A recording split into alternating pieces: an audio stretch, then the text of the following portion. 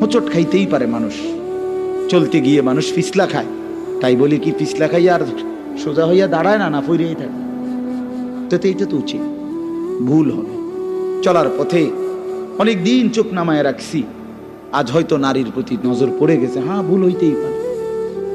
সবসময় সত্য বলার চেষ্টা করি, আজ হয়তো একটা ভুল বলে ফেলছি, মিথ্যা বলে, হতেই পারে। কিন্তু লাগাতার মিশা কথা, কথা বুঝছেননি আমার কথাটা? প্রত্যেক দিন মিশা কথা, প্রতিদিন বুঝি মানুষের সুদ খায়, প্রতিদিন বুঝি ওজনে কম দেয়, প্রতিদিন বুঝি কাস্টমারের ঠকা। এটা কি মুসলমান?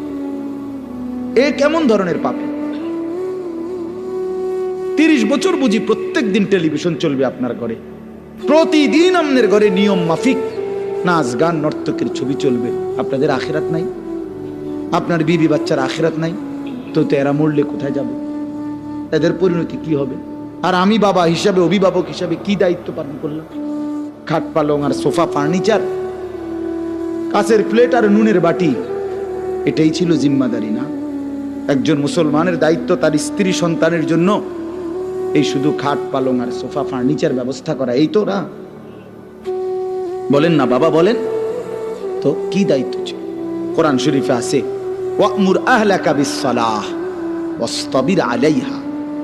আল্লাহ তাআলা বলেন, নবী আপনাকে বলছি, প্রতিটা বান্দাকে ঈমানদার বলে দেন, হে ঈমানদার, তোমরা প্রত্যেকেই নিজ নিজ পরিবারের সদস্যদেরকে নামাজের আদেশ করো। এই যে জিম্মাদারি।